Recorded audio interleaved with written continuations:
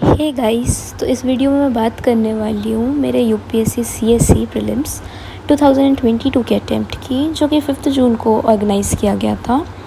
और साथ ही मैं आपको अपना एक्सपीरियंस भी बताऊँगी कि मेरा एग्ज़ाम कैसा रहा।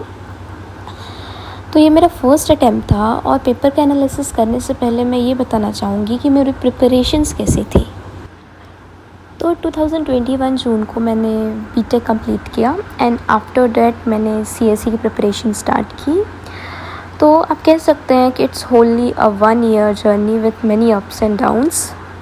तो मैंने 3 readings of NCERT from class 6 to 12th finish की। आफ्टर दैट मैंने बेसिक्स कवर किए, लाइक इकोनॉमिक्स मैंने मृणाल सर का कवर किया, polity from Khan sir cover किया, हिस्ट्री जो कि था वो एनसीईआरटी और स्पेक्ट्रम से कवर कर लिया था, ज्योग्राफी राजधानी सोलंकी मैम से कवर किया, और साथ ही साथ मैं अपना ऑप्शनल जो कि सोशोलॉजी था वो भी रन कर रही हूँ। तो इतना कवर करते करते प्रीलिम्स बहुत पास आ गया। तो मैंने डिसाइड किया कि सोशोलॉजी जो मेरा ऑप्शनल था जितना भी हो गया है उसको थोड़ा स्टेक किया जाए और प्राइमरीली प्रीलिम्स पे फोकस किया जाए। तो मैंने सोशोलॉजी को थोड़ा स्टॉप दिया। तो प्रीलिम्स तक पहुँचते पहुँचते हुआ यूँ कि मेरा पॉलिटी अप्रॉक्सीमेटली हो गया कंप्लीट। इकोनॉमिक्स का मेरा स्टार्टिंग का तो हो गया, बट लास्ट के 4 से 5 हैंड आउट मैं रिवाइज़ ही नहीं कर पाई। एंड टॉकिंग अबाउट एनवायरनमेंट, तो एनवायरनमेंट का मैं कोर तो नहीं पढ़ पाई थी, बट हाँ मैंने एक मतलब शॉर्ट टर्म कोर्स किया था, तो उससे मेरा कवर हो गया था मोस्ट ऑफली, जिससे मैंने अप्रॉक्सीमेटली इस प्रीलिम्स में 4 to 5 मार्क्स गेन किए हैं। हिस्ट्री जो कि मैंने स्पेक्ट्रम से पढ़ा था, तो मेरा मॉडर्न हिस्ट्री अप्रॉक्सीमेटली सब कंप्लीट हो गया था। मिडाइवल मैं पढ़ ही नहीं पाई थी और एंशिएंट का मेरा रिवीजन बच गया था। एंड साइंस टेक के मैंने कुछ लेक्चर्स बस देखे थे। तो मैं साइंस बैकग्राउंड से आती थी, तो मुझे लगा था कि यार हो जाएगा साइंस टेक, बट हाँ मैं डायनेमिक नहीं पढ़ पाई। एंड एक और चीज़ जहाँ पर मैंने बहुत ज़्यादा लैग किया वो ये था कि मैंने कंटेम्प्रेरी अफेयर्स को अंडर एस्टिमेट किया था। मैंने सोचा था कि हाँ यार पढ़ लेंगे, बट जब प्रीलिम्स आया तो बहुत कम टाइम बचा था ये सब रिवाइज़ करने का, and the burden was a huge. और ज्योग्राफी भी मेरा हो गया था, स्टैटिक तो ऑलमोस्ट इतना अच्छे से कवर हो गया था कि क्या बताऊँ, बट डायनेमिक में मैं लैग कर रही थी बहुत ज़्यादा। तो मैंने मॉक्स तो उतने नहीं दिए थे, ये भी मेरी एक मिस्टेक थी, लेकिन मैंने प्रीवियस ईयर क्वेश्चन पेपर्स बहुत सारे सॉल्व किए थे और सबको करने के बाद मेरा एक ही रिज़ल्ट आ रहा था कि I was lacking from 10 to 12 marks only. तो मुझे पता था कि अगर जाएगा तो मतलब जाना तो है, बट पेपर देना था। तो मैं ये सोच के गई थी कि मैं अप्रॉक्सीमेटली 85 क्वेश्चंस तो अटैम्प्ट करके ही आऊँगी, बिकॉज जनरल का cut off was quite huge high. And मैंने ये भी सोचा था कि यार कोशिश करूँगी कितने कम नेगेटिव कर सकूँ, बट ये हमारे हाथ में नहीं होता ना कि हम कितने नेगेटिव कर रहे हैं पॉजिटिव कर रहे हैं। बट हाँ मैंने सोचा था कि यार कम से कम वेरी माइन्यूट मिस्टेक्स करने का ट्राई करूँगी। तो इस सिचुएशन में मैं पेपर देने जाती हूँ, तो मुझे रास्ते में पहला थॉट ये आता है कि यार आज तो एनवायरनमेंट डे है, आज ये एनवायरनमेंट भर भर के पूछने वाले हैं। और इन्वायरमेंट में मेरा ये था कि मुझे स्पीशीज़ से न्यूज़, नेशनल पार्क्स वगैरह सब अच्छे से आते हैं, बट जहाँ मैं लैग कर रही थी वो थे इंटरनेशनल रिलेशंस और इंटरनेशनल डिपार्टमेंट। और मैं साइंस बैकग्राउंड से थी, तो मुझे लगा कि हाँ सीसेट तो अप्रॉक्सीमेटली बन जाएगा। और मैंने प्रीवियस ईयर क्वेश्चन पेपर्स किए थे, तो जिसमें से कुछ प्रीवियस ईयर में मेरे पैसेजेस सारे राइट थे और कुछ में ऐसा था कि यार इतने गलत पैसेजेस जा रहे थे, तो मुझे सी सेट के लिए आई वॉज क्वाइट अनश्योर कि क्या होने वाला है। तो जैसे ही मैंने एग्ज़ाम में पेपर ऑन किया तो सबसे पहले मुझे दिखा एनवायरनमेंट। तो मैंने डिसाइड किया कि ये अपने बस का नहीं है और अभी तो मैं इसे अटेम्प्ट नहीं करूँगी। तो मैंने स्टार्ट किया यहाँ से साइंस एंड टेक से, तो ये मुझे बन गया। मैं पढ़ के गई थी and I was like quite sure कि जो भी टेक्नोलॉजी बेस्ड क्वेश्चन आते हैं, जो भी मतलब यूजेस बेस्ड क्वेश्चन आते हैं, उसमें पूरे फंक्शंस राइट होते हैं। बट स्टिल मैंने यहाँ पे ये मिस्टेक की, मुझे मतलब ये फर्स्ट वाला गलत था, इसका ऑल ऑफ अबव था। एंड ये भी बन गया था, कुछ क्वेश्चंस मैंने गलत किए। सो साइंस टेक ठीक ठाक था। आफ्टर साइंस टेक मैंने सोचा कि क्या किया जाए, तो साइंस टेक के बाद मैंने स्टार्ट किया पॉलिटी। पॉलिटी में मेरे मोस्ट ऑफ राइट थे, बस कुछ क्वेश्चंस गलत थे। लाइक ये क्वेश्चन मेरा गलत था, बाकी पॉलिटी के तो मेरे राइट थे। एंड आफ्टर पॉलिटी मैंने इकोनॉमिक्स से स्टार्ट किया। तो इकोनॉमिक्स में हुआ क्या था कि मैंने आपको बताया कि मैं लास्ट का रिवाइज़ नहीं कर पाई थी, तो ये मेरा गलत हो गया, ये तो सही गया। एंड मतलब इसमें भी मोस्ट ऑफ इट सही थे, बट कुछ गलत थे बिकॉज टर्मोलॉजीज़ थोड़े से मैं कंफ्यूज हो गई थी। मैंने हिंदी में भी पढ़ने की कोशिश की, बट हिंदी में इकोनॉमिक्स के टर्म्स और भी डिफ़िकल्ट थे, तो जिस कारण से मेरा गलत हुआ। और यूपीएससी ने इस बार एक नया सा पैटर्न इंट्रोड्यूस किया था, जिसमें आपको क्या बताऊँ मैं, लाइक ये पेयर्स वाला।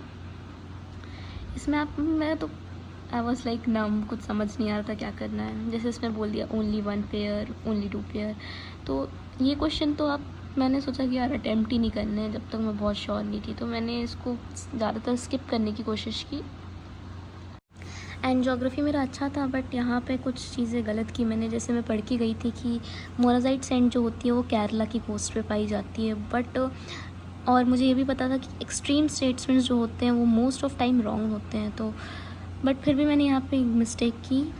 मैंने यहाँ पे एंटायर नहीं देखा, बिकॉज मुझे श्योर था कि ये केरला की कोस्ट पे होती है, बट स्टिल मैंने ये एंटायर इंडियन कोस्ट नहीं देखा, और ये मेरा मिस्टेक हो गया।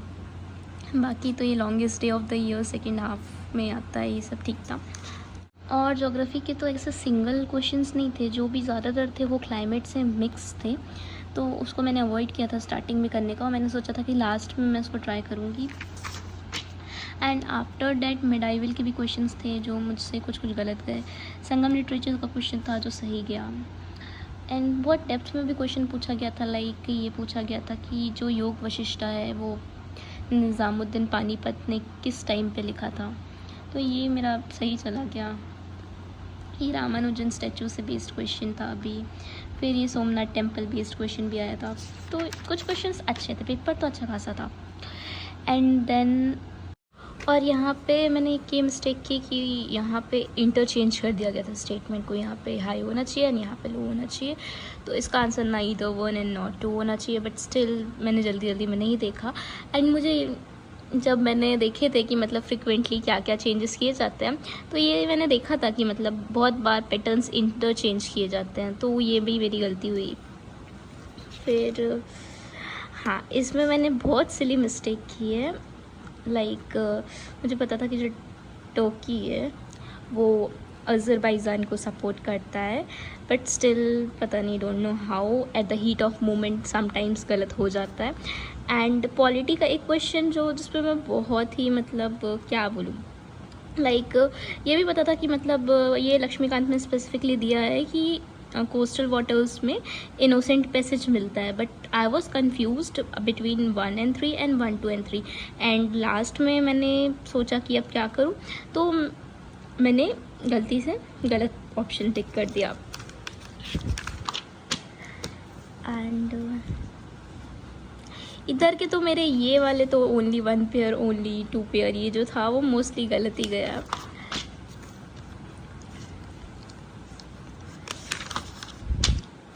And economics was good. इसके बाद मैं बात करूँगी क्लाइमेट की।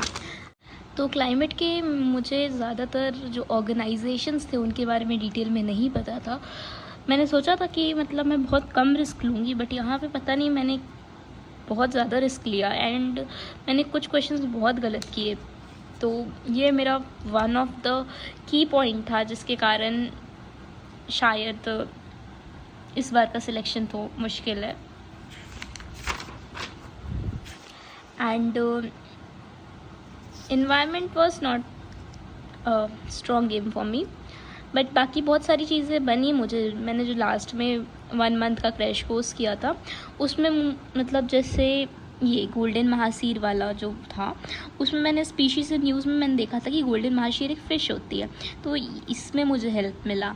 एंड देन मुझे बायोरॉक टेक्नोलॉजी का उतना आइडिया नहीं था, but still for a point मैंने हिंदी में देखा, तो मुझे यहाँ जेव शेल दिखा, तो जेव शेल आई थिंक सो मुझे लगा कि कोरल रीफ से रिलेटेड होना चाहिए, तो दैट्स वाई। तो कभी कभी क्या होता है कि आपको हिंदी में भी ऑप्शंस पढ़ना ना आपके लिए एक प्लस पॉइंट हो जाता है, तो ये मेरा राइट हुआ।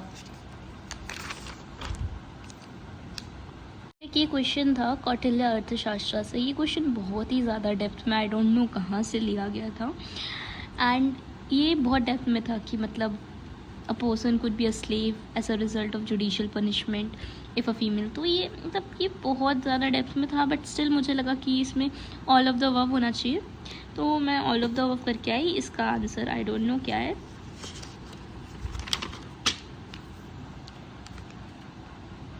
एंड जो लास्ट का क्वेश्चन था सेट बी का, इसमें मैंने क्या किया, इसमें मुझे श्योर था कि लेबर ब्यूरो होना चाहिए, बट एट दी एंड मैंने टिक करने में क्या मिस्टेक किया कि मैंने ऑप्शन सी ना करके मैंने ऑप्शन बी टिक कर दिया, एंड उसी मोमेंट में मुझे इतना रिग्रेट हुआ। बट होता है, आपसे मिस्टेक्स होती हैं कि आप ऑन द स्पॉट आप क्या कर रहे हो वो ज़्यादा डिपेंड करता है। तो मेरे साथ ऐसे 1-2 इवेंट्स भी हुए जिसमें मैंने ऑप्शन कुछ टिक किया था और मैंने टिक कुछ और कर दिया।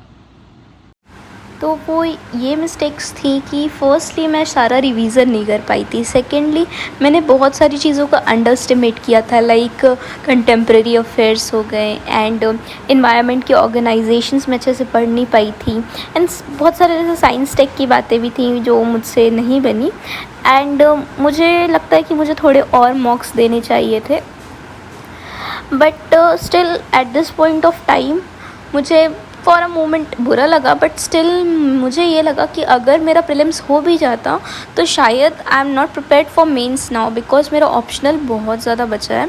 तो जब तक मैं आंसर राइटिंग नहीं कर लेती हूँ, जब तक मुझे मेंस के लिए श्योर नहीं होता है, तब तक प्रीलिम्स क्वालिफाई करने का कोई मतलब नहीं है। तो कीपिंग अ पॉजिटिव, तो अब इन सब चीज़ों के परे मैं नेक्स्ट अटैम्प्ट के लिए फिर से तैयारी करूँगी, एंड बहुत सारी चीज़ें जो मैंने इस अटैम्प्ट में नहीं कर पाई थी, जैसे मैंने अपना ऑप्शनल रेडी नहीं रखा था, मैंने आंसर राइटिंग नहीं की थी, मैंने मॉक्स नहीं दिए थे, तो ये सारी चीज़ें, ये सारे मिस्टेक्स और ब्लंडर्स मैं बिल्कुल नहीं करने वाली हूँ नेक्स्ट अटैम्प्ट में, and just from a positive hope मैं स्टार्ट करूँगी नेक्स्ट ईयर की प्रिपरेशन। और टॉकिंग अबाउट सी सेट मुझे लगा नहीं था कि मेरे जो पैसेजेस होंगे उतने अच्छे जाएंगे, बट मैंने स्टार्ट किया पैसेजेस से, मैंने बहुत सारे पैसेजेस किए, मेरे 1 या 2 ही क्वेश्चंस रॉन्ग हुए हैं पैसेजेस में, बाकी तो सारे राइट थे। एंड जो ये क्वांटिटेटिव और जो रीजनिंग का जो वो व्यू था वो ऐसे थे कि क्वेश्चंस लेंदी थे एंड उसमें थोड़ा टाइम लग रहा था। तो हाँ, मैंने सी सेट क्वालिफाई तो कर लिया है, बट हाँ not from a very much age, तो उसके लिए भी मुझे थोड़ा मेहनत करना पड़ेगा, एंड सी सेट को आप अंडर एस्टिमेट नहीं कर सकते हो, ये तो है। तो अगर मेरे साथ बहुत सारे ऐसे लोग होंगे जिनका नहीं निकला होगा तो प्लीज़, डिससेटिस्फाइड होना एक अलग बात है, बट यार होप नहीं छोड़ना चाहिए। तो मुझे लगता है कि यार आप भी नेक्स्ट अटेम्प्ट के लिए प्रिपेयर कीजिए, अभी टाइम है, जो भी मिस्टेक्स आपने की है आप रियलाइज़ कीजिए, उस पर वर्क कीजिए, and better luck next time.